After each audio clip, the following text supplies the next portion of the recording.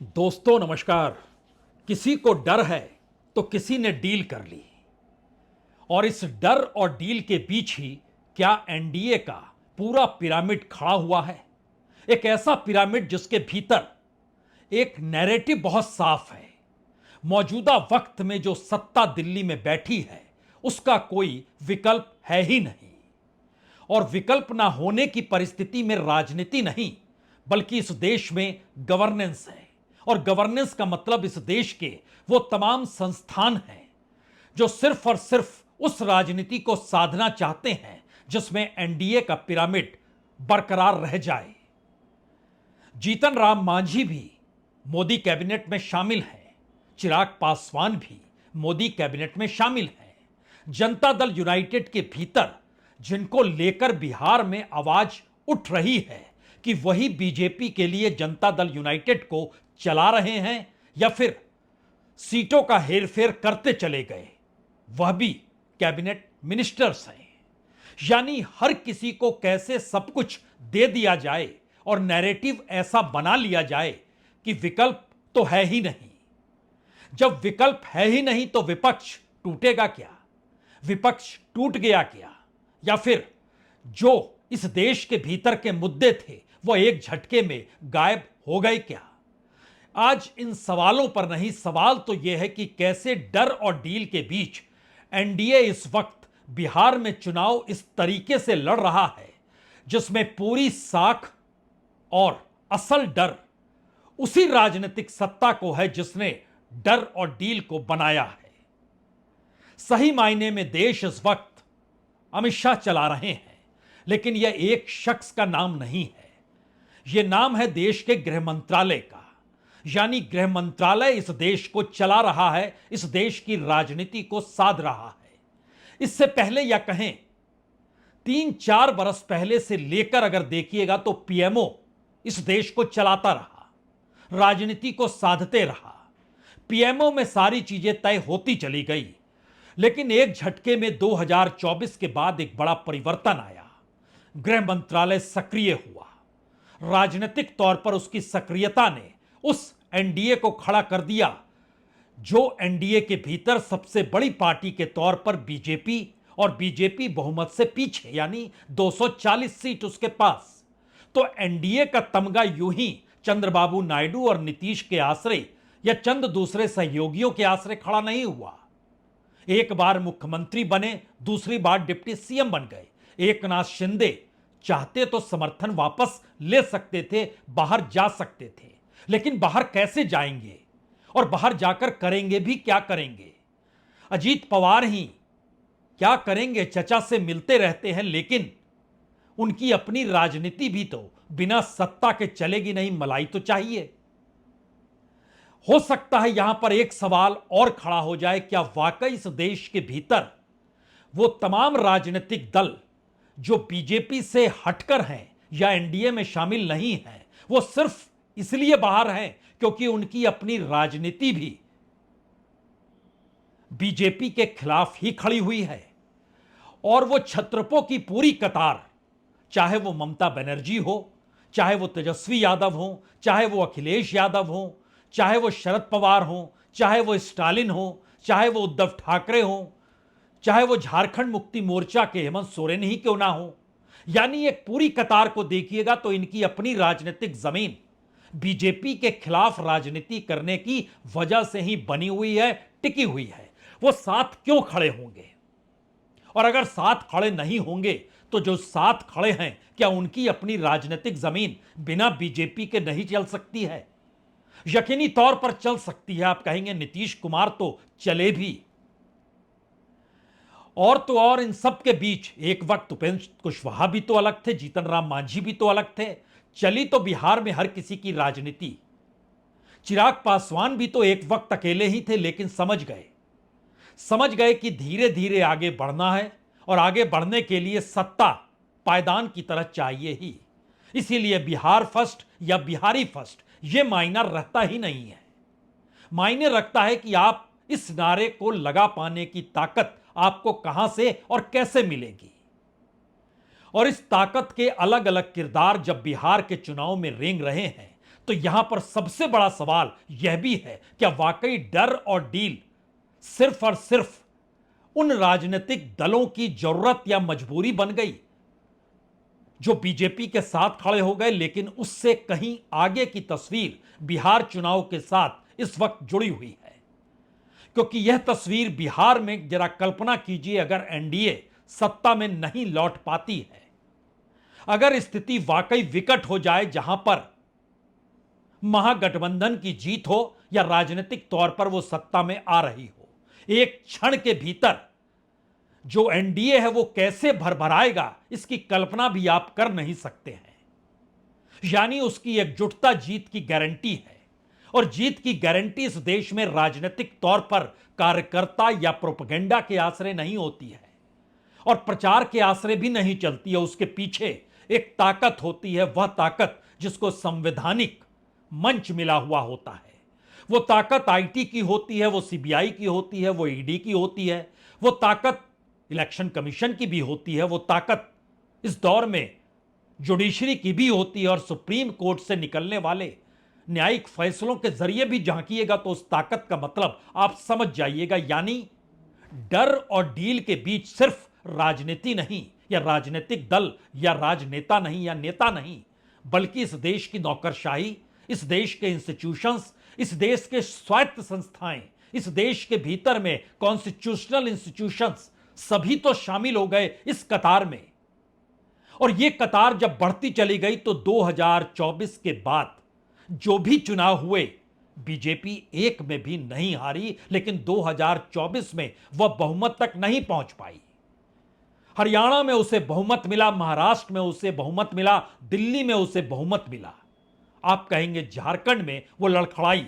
जी, झारखंड में लड़खड़ाई, क्योंकि झारखंड अभी भी आदिवासी बहुल इलाका है, और आदिवासी बहुल इलाके के भीतर जो कुछ भी चाहिए कॉरपोरेट को या फिर सत्ता के साथियों को जो दिल्ली में है, वो चाहे जल जंगल जमीन हो या फिर माइंस ही क्यों ना हो, पावर प्रोजेक्ट ही क्यों ना हो, सब कुछ पर अगर सहमति वहां की मौजूदा सरकार की होगी तो फिर बचेगा क्या। टकराई कांग्रेस, छत्तीसगढ़ के भीतर सत्ता चली गई। झारखंड मुक्ति मोर्चा नहीं टकराती है, वो समझती है, सहलाती है, पुचकारती है, आगे बढ़ती है, सत्ता के साथ खड़ी रहती है। लेकिन एक ऐसी परिस्थिति इस वक्त बिहार में भी बन गई जहां झारखंड मुक्ति मोर्चा को भी कहना पड़ा, अब हम अकेले लड़ेंगे, 6 सीटों पर लड़ेंगे। यानी एक झटके में 121 सीटों पर जो पहले चरण में मतदान होना है उसकी संख्या बढ़कर 131 तक हो गई है महागठबंधन के जरिए। लेकिन डर और डील क्या होता है, तो 121 सीट पर लड़ेंगे तो 121 सीट का ही ऐलान एनडीए करेगी, और यहीं से वो बात शुरू होती है। लेकिन इसकी जमीन क्या है? डर और खौफ के बीच हमने कहा गृह मंत्रालय कैसे काम करता है। उस गृह मंत्रालय की उस तस्वीर को जरा समझने की एक क्षण के लिए कोशिश कीजिए, जिसका काम ही है इस देश के भीतर घुसपैठ ना होने देना, जिसका काम ही है इस देश के भीतर में जितने भी सुरक्षा एजेंसियां हैं उसके जरिए एक कानून का राज लगातार चलते रहे, इसकी व्यवस्था करना। गृह मंत्रालय कैसे क्या सोचता है उससे हटकर हमें लगता है सबसे पहले तो एनडीए के भीतर अलग अलग उन नेताओं को परखने की कोशिश कीजिए जिन नेताओं के आश्रय यह आवाज आपके जहन में आ जाएगी कि डर होता क्या है। इस डर का पैमाना बिहार के चुनाव में आकर इसलिए अटक गया क्योंकि बिहार के चुनाव परिणाम किसी दूसरे राजनीतिक दल से कहीं ज्यादा महत्वपूर्ण प्रधानमंत्री मोदी और गृह मंत्री अमित शाह की उस राजनीति के लिए है जिस राजनीति के आश्रय उन्होंने पूरी चुनावी प्रक्रिया को नए सिरे से मथना शुरू कर दिया, और इसका खुला ऐलान कोई दूसरा शख्स नहीं यानी चुनाव आयोग नहीं करता है, बल्कि खुले तौर पर बिहार पहुंचकर बकायदा अमित शाह ये ऐलान करते हैं कि घुसपैठ बिहार क्यों, पूरे देश में ही घुसपैठ है, और चुनाव आयोग का यह काम है कि वह उन लोगों के नामों को काट दे। यानी भारत की राजनीति नहीं बल्कि भारत की सरकार के भीतर देश का गृह मंत्री मानता है खुल्लम खुल्ला की घुसपैठ है, लोग हैं, और चुनाव आयोग खुले तौर पर घुसपैठ शब्द तक का जिक्र नहीं करता है। सुप्रीम कोर्ट के भीतर घुसपैठ तक का जिक्र जजेस करने से कतराते हैं, नहीं बोल पाते हैं। तो डर और डील के बीच में हमें लगता है शुरुआत तो इस बात से होनी चाहिए, जीतन राम मांझी क्या चाहते थे और क्यों उनकी अपनी व्यक्तिगत इच्छा भी मायने नहीं रखती है। उपेंद्र कुशवाहा क्या सोचते हैं, लेकिन वह भी नहीं चाहते हैं इस बिहार चुनाव में उनकी वजह से कोई खलल पड़े। दोनों की अपनी अपनी बातों को जरा ध्यान से सुनिए, दोनों कह क्या रहे हैं। एनडीए का प्रमुख नेताओं में हमारे अमित शाह जी हैं, और यदि उन्होंने बात कही है तो उसको तो ऑथोरिटी ही माना जाएगा, अधिकृत माना जाएगा। तो हम उनके विचार से सहमत हैं, क्योंकि हम एनडीए के पार्टनर हैं, और जो कहे हैं कि चुनाव के बाद तय होगा, तो उनके बात से सहमत हैं। लेकिन अपना विचार हमारा है व्यक्तिगत कि चुनाव के पहले नेता यानी होने वाले मुख्यमंत्री का भी नाम तय हो जाना चाहिए था, डायलमा नहीं रहना चाहिए। किया गया है जैसा नहीं, 6 सीट दी गई उसमें नजरअंदाज जैसा नहीं, हमने जनरल कहा है, कोई चुनाव के लिए नहीं, अभी के लिए नहीं, एक जो हमेशा से है, तो उसके आधार पर हमने यह बात कही थी। अभी इस चुनाव को देखकर मत देखिए। दोनों ही एक वक्त रूठे हुए थे, दोनों ही एक वक्त मान गए, दोनों को ज्यादा सीटें चाहिए थी, दोनों को ज्यादा सीट नहीं मिली। दोनों के दिल में विचार है, लेकिन दोनों जानते हैं लोकतंत्र की खुली हवा इस चुनावी मैदान में है ही नहीं। वो जानते हैं कि दरअसल अगर वो जरा सा छिटके तो जो भी सत्ता की मलाई उन्हें मिल रही है उसके बदले उनकी फाइलें खुल जाएंगी। और फाइल खुलने का मतलब होता क्या है, इस देश में विपक्ष के बड़े बड़े नेता इस बात को बाखूबी जान चुके हैं। इस देश के भीतर में 125 सांसद, विधायक या फिर पूर्व सांसद और विधायकों की फाइल बकायदा खुली, लेकिन किसे भी सजा नहीं हुई। बड़े बड़े घोटालों का जिक्र हुआ, मनी लॉन्ड्रिंग का जिक्र हुआ, सजा नहीं हुई, लेकिन उनकी पूरी राजनीति को हाशिए पर लाकर संघर्ष के दरवाजे पर खड़ा करने की कोशिश सत्ता ने की, और यह हो रहा है। तो ऐसे में क्या जीतन राम मांझी 6 सीट पर तो लड़ रहे हैं, 6 सीट पर उपेंद्र कुशवाहा 12 सीट कितनी मायने रखेंगी?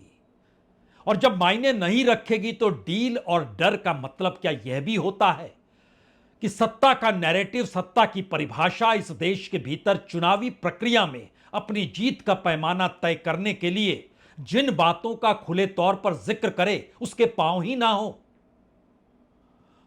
और जो चुनाव आयोग की पूरी पहल बिहार के भीतर जिस तरीके से हुई, इसे क्या हर कोई जान चुका है, बाखूबी समझ चुका है, लेकिन इसके बावजूद भी चुनाव लड़ेंगे नहीं तो क्या करेंगे? और जब हाथ बंधे हुए हैं, जुबान इसलिए खुली है कि आप नारा लगाइए, चुनाव हो रहा है और यह एक उत्सव है, इस रास्ते आपको चलना होगा।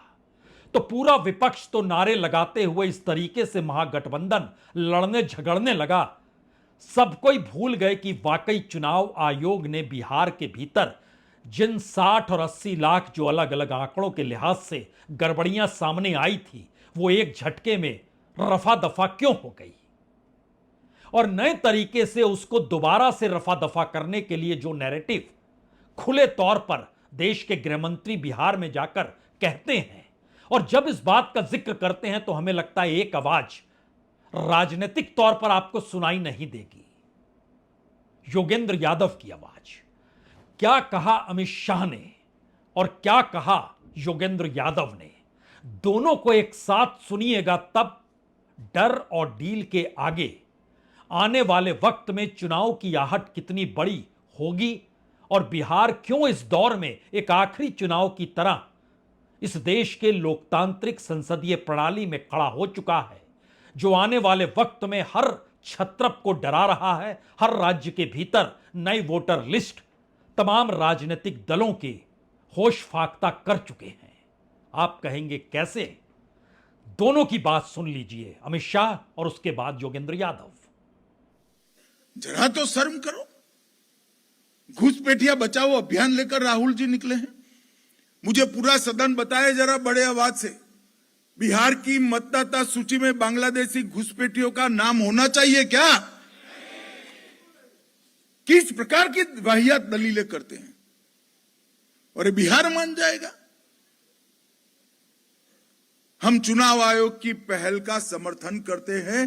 केवल बिहार नहीं, पूरे देश में से मतदाता सूची से घुसपैठियों को निकाल कर लोकतंत्र के हत्यारे लोकतंत्र की सवारी करते हुए, जनता जनार्दन का झंडा उठाते हुए लोकतंत्र की हत्या करते हैं। ये 21वीं सदी का मॉडल है और इस देश में ठीक यही हो रहा है। योगेंद्र यादव सुप्रीम कोर्ट में जिरह करने भी जाते हैं और अलग अलग सभाओं में। यह सभा पॉलिटिकल नहीं है, लेकिन यह देश इतना पॉलिटिकल हो चुका है कि हर आवाज के पीछे कोई राजनीतिक आवाज सुनाई देने लगती है। और दूसरी तरफ देश के गृह मंत्री जो घुसपैठ का जिक्र कर रहे हैं और देश भर में चुनाव आयोग की भूमिका कितनी बड़ी है और उसके साथ कैसे सरकार खड़ी है, वह भी विदेशी घुसपैठ को लेकर देश के गृह मंत्री जिक्र कर रहे हैं। आश्चर्य तो हो रहा होगा। जिसका जो काम है उससे हटकर हर कोई राजनीति करना चाहता है, राजनीतिक सत्ता बरकरार रखना चाहता है, चाहे लोकतंत्र की धज्जियां उड़ती चली जाए। और जब लोकतंत्र का जिक्र इस मिजाज के साथ होगा तो एक बार फिर इस डर और डील के बीच खड़े हो जाइए।